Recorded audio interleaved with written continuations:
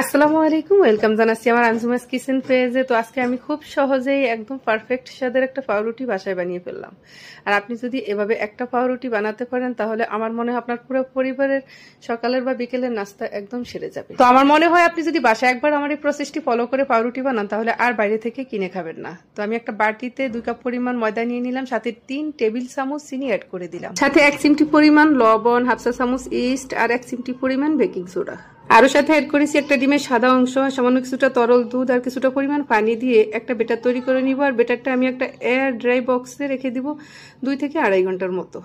2 থেকে আড়াই ঘন্টা পরে বেটারটা এভাবে ফুলে উঠবে, আর ফুলে উঠলেই বুঝতে হবে যে বেটারটা দিয়ে পাউরুটি বানানোর জন্য প্রস্তুত হয়েছে।